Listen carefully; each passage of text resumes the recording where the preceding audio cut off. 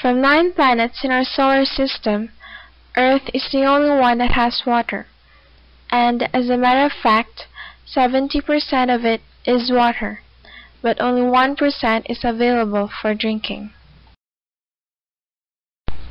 Water is used for digestion and absorption. It is a natural solvent. It aids the metabolic breakdown of proteins and carbohydrates. It is the main component in the natural water cycle. It is needed for cleaning. It serves as an appetite suppressant and etc. Importance of water. What if there would be no water? Let us read a letter from 2070.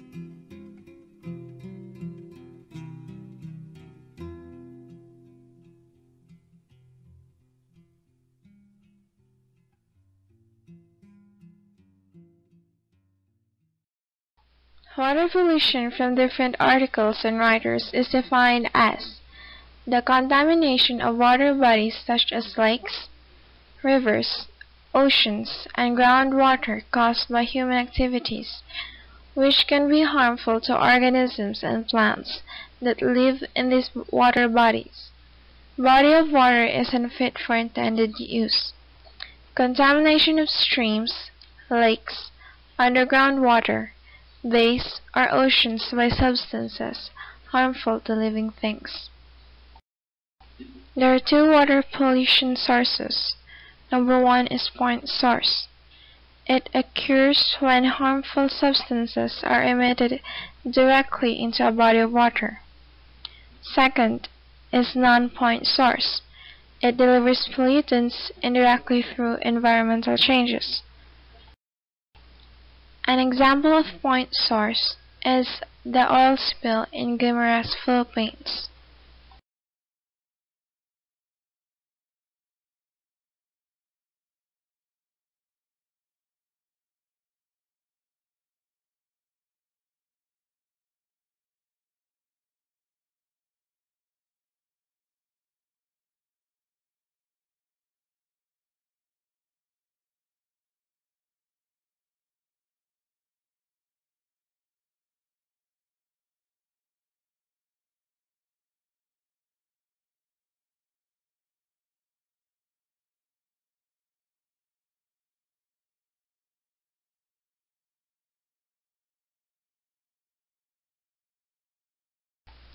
An example of non-point source is the fertilizer from the field will be washed out and later carried into drainage systems, river, and etc. when it rains. Causes of water pollution. Water pollutants may be classified as organic and inorganic. Organic pollutants. First, detergents. Second, insecticides and herbicides. Third, petroleum products. Fourth, infectious organisms or pathogens. Fifth, excess organic matter. And lastly, hygiene and cosmetic products. This is an example on how detergents pollute waters. Pesticides and herbicides. Chemicals used to kill unwanted animals and plants. For instance, on farms or in suburban yards, may be cleansed, washed away by rain, and carried into streams. Some of those chemicals are biodegradable and quickly decay into harmless or less harmful forms, while others are non-biodegradable and remain poisonous for a long time, which contaminates our drinking water. Nitrates, a pollutant from fertilizer, can cause the blue baby syndrome. Petroleum products. Oil and chemicals from fuel, lubrication, plastics, manufacturing, and etc. gets into water by accidental spills from ships, like the oil spill in Guimaras, tanker trucks, pipelines, and leaky underground storage tanks. Petroleum products are poisonous when ingested by animals. The spilled oil ruins feathers and furs of birds and animals that sometimes becomes deadly. Excess organic matter. Fertilizers and other nutrients used to promote plant growth on farms and in gardens may find their way into water. At first, these nutrients encourage the growth of plants and algae in water. However, when the plant matter and algae die and settle underwater, microorganisms decompose them. In the process of decomposition, these microorganisms consume oxygen that is dissolved in the water. Oxygen levels in the water may drop to such dangerously low levels that oxygen-dependent animals in the water such as fish, die. This process of depleting oxygen to deadly levels is called eutrophication.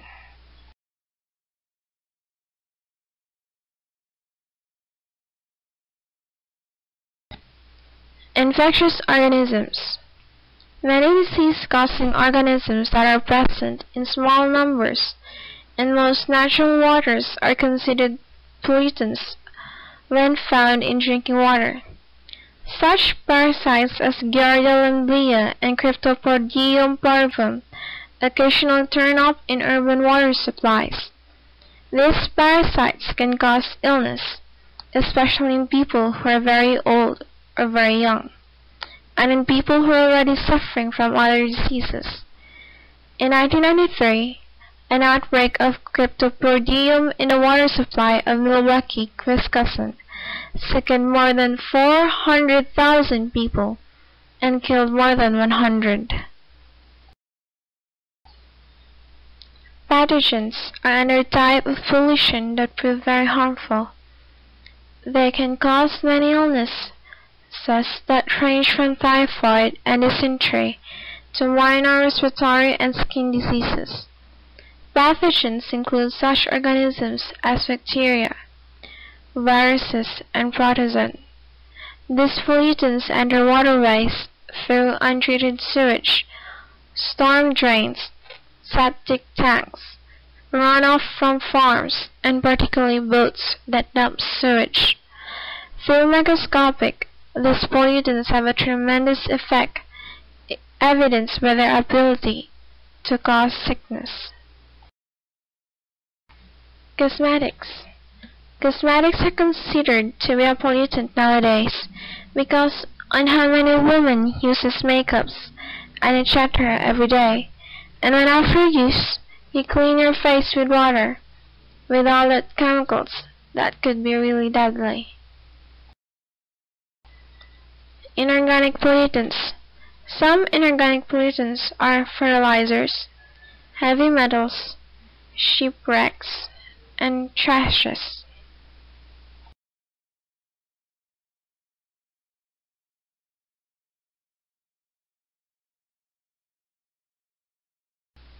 Heavy metals.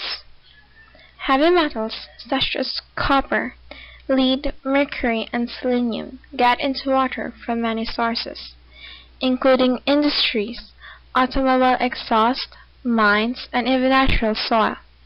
Like pesticides, heavy metals become more concentrated as animals feed on plants and are consumed in turn by other animals. When they reach high levels in the body, heavy metals can be immediately poisonous or can result in long-term health problems, similar to those caused by pesticides and herbicides.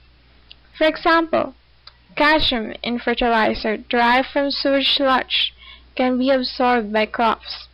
If these crops are eaten by humans in sufficient amounts, the metal can cause diarrhea and over time, liver and kidney damage.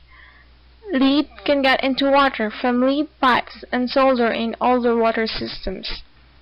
Children exposed to lead in water can suffer mental retardation.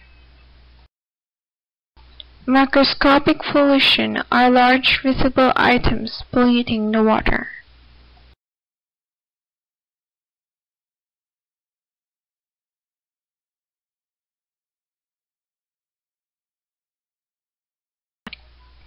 Hazardous waste.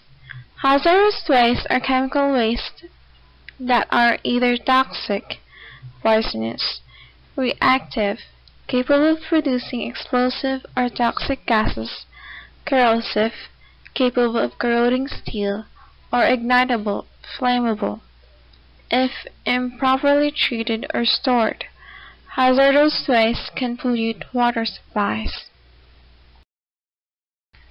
Classification of major sources of water pollution. The major sources of water pollution can be classified as municipal, industrial, and agricultural. Municipal water pollution consists of wastewater from homes and commercial establishments. The characteristics of industrial wastewaters can differ considerably, both within and among industries. Agriculture, including commercial livestock and poultry farming, is the source of many organic and inorganic pollutants in surface waters and groundwater.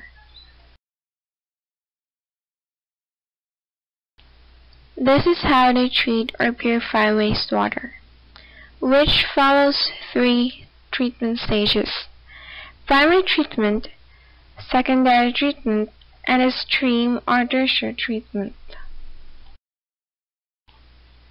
Several forms of legislation have been passed in recent decades to try to control water pollution. In 1970, the Clean Water Act provided $50 billion to cities and states to build wastewater facilities. This has helped control surface water pollution from industrial and municipal sources throughout the United States. When Congress passed the Clean Water Act in 1972, states were given primary authority to set their own standards for their water. Estimates suggest that nearly 1.5 billion people lack safe drinking water, and that at least 5 million deaths per year can be attributed to waterborne diseases. Raw sewage, garbage, and oil spills are too much for the ocean to handle, and most waters are now polluted. Beaches are closed regularly, often because of dirt, bacteria, and animals living in the waters are beginning to suffer. Perhaps the biggest reason for developing a worldwide effort to monitor and restrict global pollution is the fact that most forms of pollution do not respect national boundaries. The first major international conference on environmental issues was held in Stockholm, Sweden in 1972 and was sponsored by the United Nations. This meeting, at which the United States took a leading role, was controversial because many developing countries were fearful that a focus on environmental protection was a means for the developed world to keep the undeveloped world in an economically subservient position. The most important outcome of the conference was the creation of the United Nations Environmental Programme, or UNEP. United Nations Environmental Programme, or UNEP. UNEP was assigned to be the environmental conscience of the United Nations, and in an attempt to allay fears of the developing world, it became the first UN agency to be headquartered in a developing country, with offices in Nairobi, Kenya. In addition to attempting to achieve scientific consensus about major environmental issues, a major focus for UNEP has been the study of ways to encourage sustainable development, increasing standards of living without destroying the environment. At the time of UNEP's creation in 1972, only 11 countries had environmental agencies. 10 years later, that number had grown to 106, of which 70 were in developing countries. Conclusion.